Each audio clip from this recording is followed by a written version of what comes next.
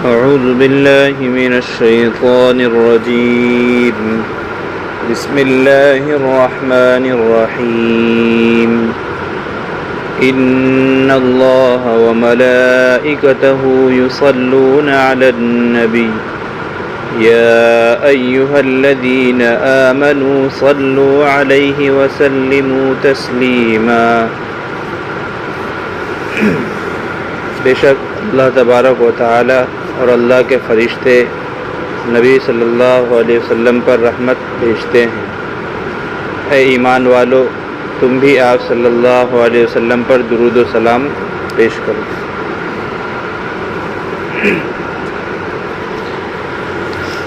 یہ قرآن کریم کی آیت ہے، اس کو آیت درود بھی کہا جاتا ہے۔ اس کے اندر اللہ تبارک و تعالی نے اپنے پیارے حبیب صلی اللہ علیہ وسلم پر درود و سلام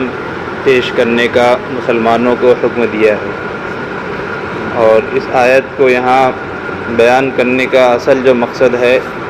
وہ نبی صلی اللہ علیہ وسلم کی تعظیم کو بتلانا ہے کہ مسلمان اور ایمان والے اپنے نبی کا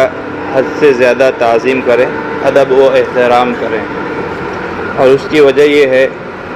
کہ ہمیں جو ایمان کی دولت ملی ہے یہ نبی صلی اللہ علیہ وسلم کے صدقہ طفیل اور آپ ہی کی محنت اور آپ ہی کی قربانیوں کے طفیل ملی ہے، بلکہ پوری انسانیت پر اور تمام لوگوں پر اللہ کا جو فضل ہوا ہے وہ پیارے آقا صلی اللہ علیہ وسلم ہی کی قربانیوں کا نتیجہ ہے۔ اگر ہم دیکھیں کہ جب انسانوں کو وجود بخشا گیا اور حضرت آدم علیہ السلام کو اللہ تعالیٰ نے پیدا کیا، تو اس وقت اللہ نے اپنے دست قدرت سے حضرت آدم علیہ السلام کے پشت سے قیامت تک آنے والے جتنے لوگ تھے ہر ایک کے روحوں کو اللہ تعالیٰ نے جمع کیا، جس کو عالم ارواح کہا جاتا ہے، اور وہاں پر اللہ تعالیٰ نے ہر ایک سے عہد اور پیمانہ لیا تھا کہ بھائی تمہارا رب کون ہے۔ عہد الست میں یعنی اللہ نے وہاں پر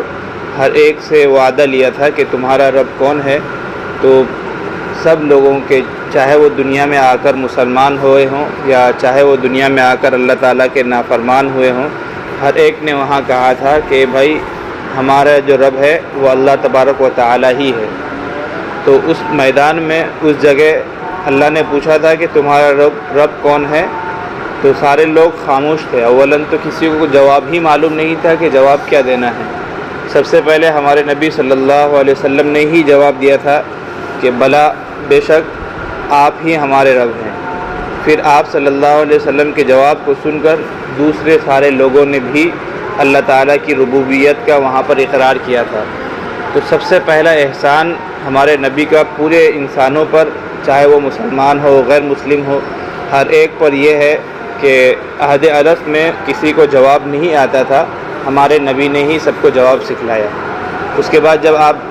جب دنیا بنی ہے تو ایک حدیث کا مفہوم یہ ہے کہ یہ جو پوری دنیا بنی ہے نبی صلی اللہ علیہ وسلم کے صدقہ طفیل ہی بنی ہے، گویا کہ آپ کو اس دنیا میں بھیجنا تھا تو آپ ہی کے صدقہ طفیل اللہ تعالیٰ نے اس پورے نظام کو چلایا، پوری دنیا کے سسٹم کو اللہ تعالیٰ نے بنایا اور اس کو چلایا ہے۔ اس کے بعد جب ہمارے نبی اس دنیا میں تشریف لائے تو انسانیت جو ہے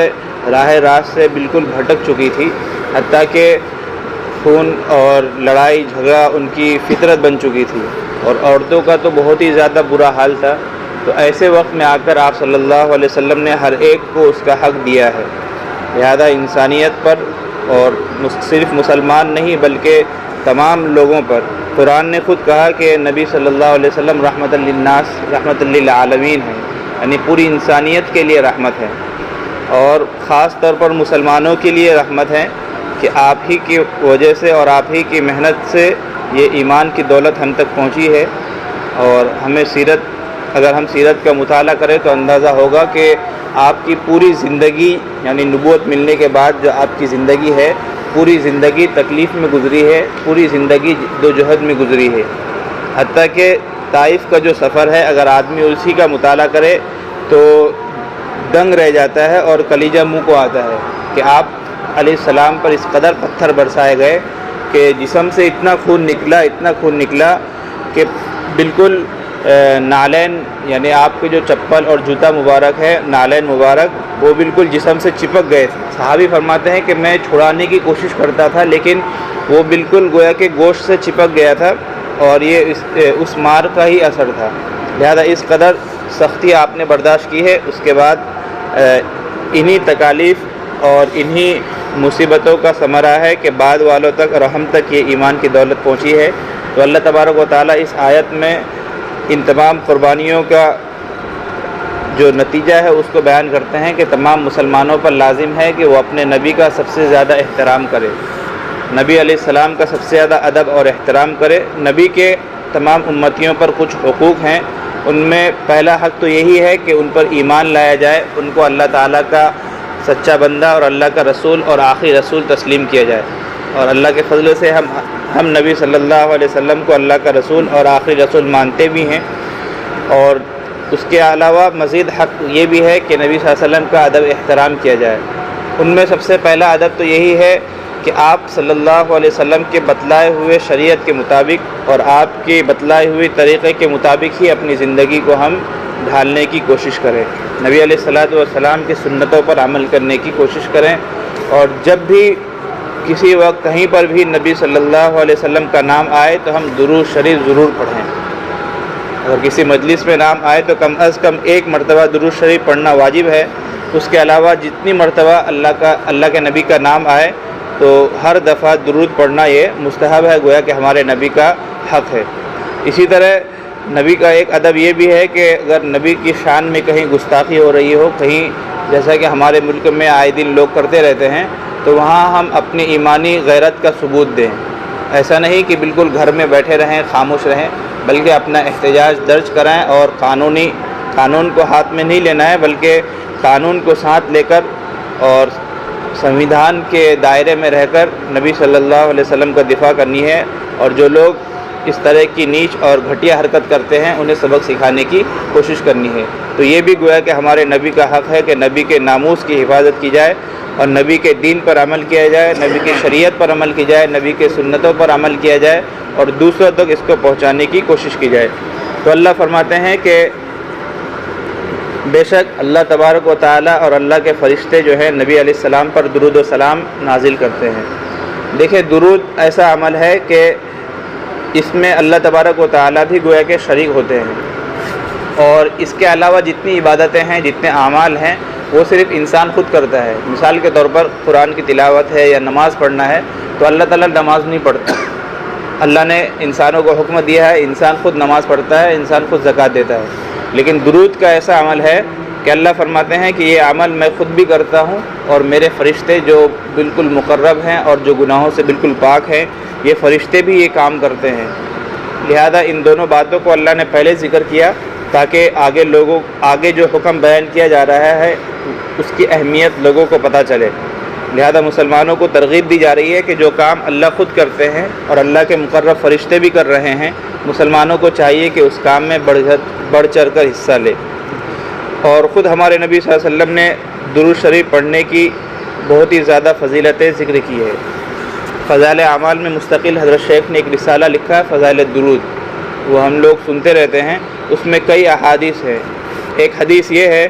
کہ نبی صلی اللہ علیہ وسلم فرماتے ہیں کہ من صلی علیہ واحدا صلی اللہ علیہ عشرہ،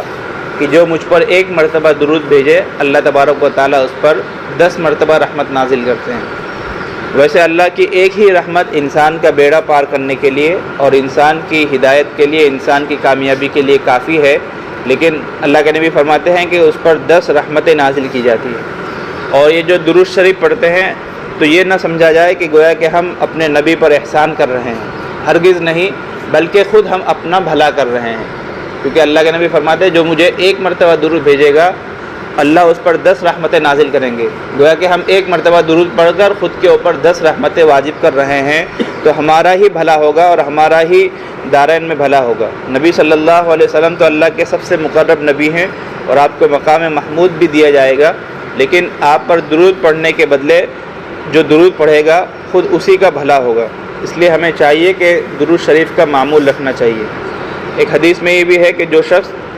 سب سے زیادہ یعنی کثرت کے ساتھ درود پڑھے گا تو میں کل قیامت کے دن اس کی سفارش کروں گا۔ اور کثرت کے ساتھ درود پڑھنے میں کتنی مرتبہ درود پڑھنا ضروری ہے یا کتنی مرتبہ درود پڑھیں، تو مولانا رشید احمد گنگوئی رحمۃ اللہ علیہ فرماتے ہیں کہ کم از کم انسان دن بھر میں 300 مرتبہ درود شریف پڑھے تو اس کا شمار مکثرین میں یعنی کثرت سے درود پڑھنے والوں میں شمار ہو جاتا ہے۔ 300 مرتبہ جو آدمی درود شریف پڑھے گا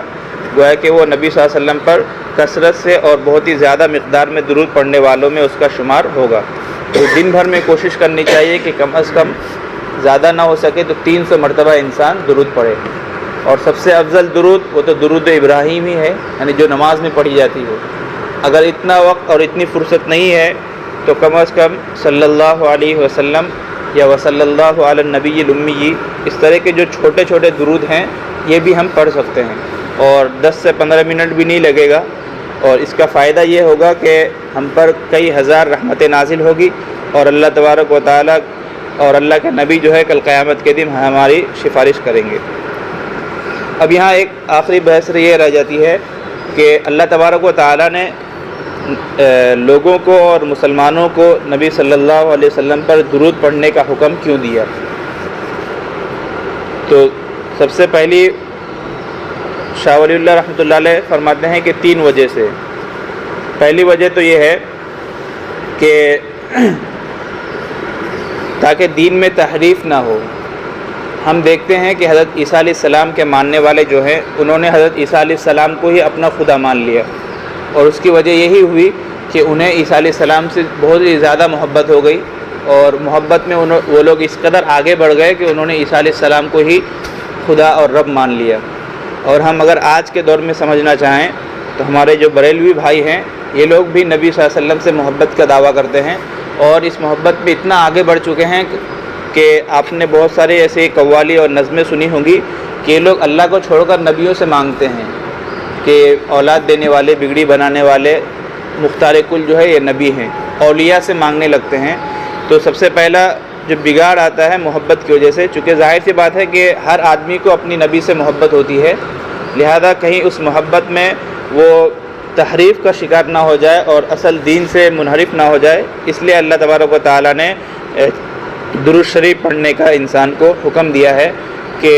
درود شریف میں ہوتا یہی ہے کہ ہم دعا کرتے ہیں کہ اے اللہ ہمارے نبی کے درجات کو بلند فرما دے، گویا کہ ہم اللہ کے سامنے اس بات کا اقرار کرتے ہیں کہ اے اللہ ہمارے نبی یہ بھی گویا کہ آپ کے سامنے عاجز ہی ہیں، نبی مختار کل نہیں ہے، نبی بھی آپ کے سامنے عاجز ہی ہے، اور جو بندہ عاجز ہو وہ خدا نہیں ہوتا، لہذا ہم گویا کہ اقرار کرتے ہیں کہ ہمارے نبی خدا نہیں ہے بلکہ اے اللہ آپ ہی کے بندے ہیں، جس طرح ہم بندے ہیں نبی بھی بندے ہیں، البتہ فرق یہ ہے کہ وہ نبی ہیں، ان کا درجہ بہت ہی بڑا ہے، آپ ان پر رحمت فرما اور ان کے درجات کو مزید آپ بڑھا دیں۔ تو ایک وجہ تو یہی ہے۔ دوسری وجہ یہ ہے کہ جو آدمی نبی پر کثرت سے درود پڑھتا ہے تو نبی علیہ الصلوۃ والسلام کی توجہ اس کی جانب متوجہ ہوتی ہے، کیونکہ ایک حدیث میں اللہ کا نبی فرماتے ہیں کہ جب کوئی بندہ مجھ پر درود پڑھتا ہے تو اللہ تبارک و تعالیٰ جو ہے اگر وہ آدمی میرے قبر کے قریب آ کر درود پڑھے تو میں تو بذات خود سنتا ہوں، اور اگر وہ دور میں پڑھے، دور سے پڑھے، اپنے علاقے سے پڑھے، تو اللہ تعالیٰ نے ایک فرشتہ میرے قبر پر متعین کر دیا ہے جو اس درود کو اس کے نام کے ساتھ اور اس کے ابا کے نام کے ساتھ میرے قبر پر پیش کرتا ہے، لہذا میں اس درود کو سنتا ہوں اور اس کا جواب دیتا ہوں۔ ظاہر سی بات ہے کہ کسی آدمی کے سامنے بار بار ہمارا ذکر ہوگا، بار بار ہمارا ذکر ہوگا تو وہ آدمی بھی ہمارے اوپر مہربان ہوگا اور ہماری جانب متوجہ ہوگا، لہذا ایک فائدہ یہ بھی ہے کہ نبی صلی اللہ علیہ وسلم کی روحانیت جو ہے وہ ہماری جانب متوجہ ہوتی ہے۔ حضرت شاہ ولی اللہ صاحب نے تیسرا فائدہ یہ لکھا ہے کہ درود پڑھنے کا ایک فائدہ یہ ہوتا ہے کہ انسان جو ہے اللہ تعالیٰ کی رحمتوں کو سمیٹتا ہے۔ ایک حدیث میں خود ہے، اللہ کے نبی فرماتے ہیں کہ جب اللہ کی رحمتیں تقسیم ہو تو تم میں چاہیے کہ تم زیادہ سے زیادہ اسے سمیٹنے کی اور حاصل کرنے کی کوشش کرو۔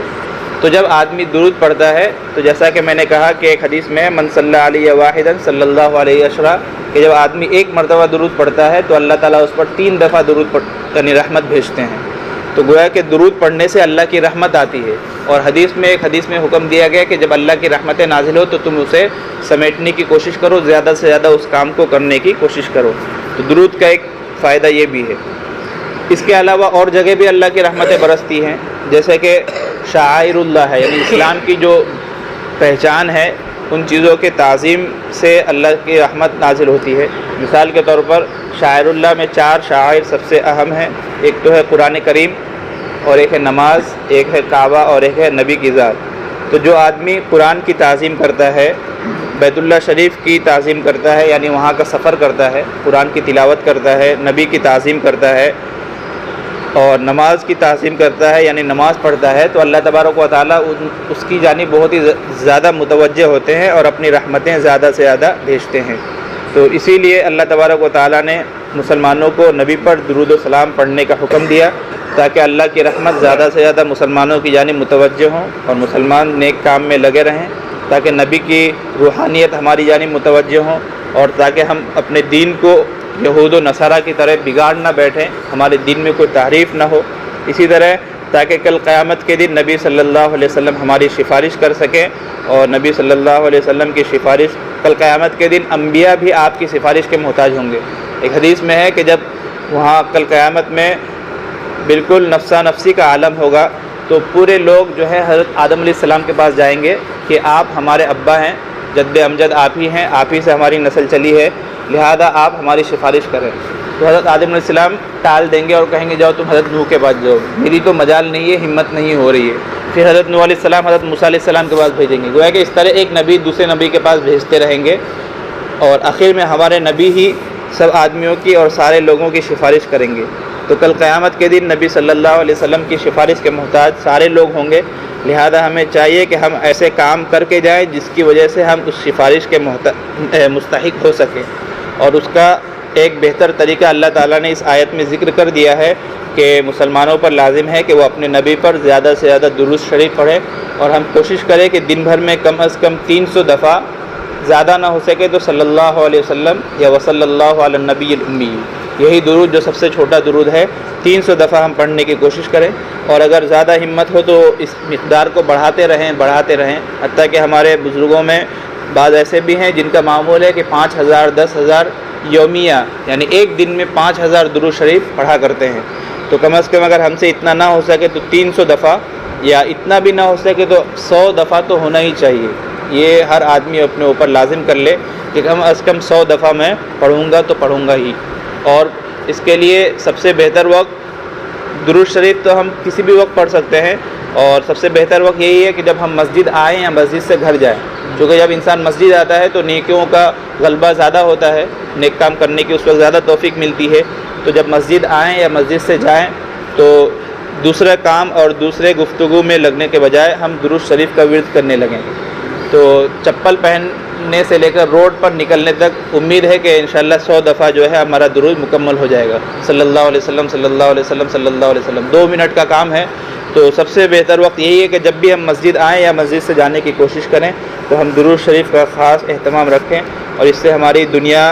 بھی بنے گی اور آخرت بھی سنورے گا، اور اللہ تبارک و تعالیٰ کی خاص رحمتیں نازل ہوگی۔ انسان کی جو پریشانیاں ہیں وہ پریشانیاں بھی اللہ تبارک و تعالیٰ دور کر دیں گے، نبی صلی اللہ علیہ وسلم کی روحانیت بھی متوجہ ہوگی۔ اور ظاہر سی بات ہے کہ نبی کے سامنے جب ہمارا نام پیش کیا جائے گا تو آپ صلی اللہ علیہ وسلم وہاں سے ہمارے لیے دعا کریں گے، اور آپ کی دعا کا اثر دنیا میں بھی ہوگا، تو دنیا کے جو ہمارے پریشانیاں ہیں وہ پریشانیاں بھی انشاءاللہ ختم ہو جائے گی۔ اللہ تبارک و تعالیٰ ہمیں کئی سنی باتوں پر عمل کرنے کی توفیق عطا فرمائے، اور نبی صلی اللہ علیہ وسلم کی محبت، اللہ تعالیٰ کی معرفت عطا فرمائے، اور ہمارے نیک اعمال کو قبول فرمائے۔ وصلی اللہ علی النبی۔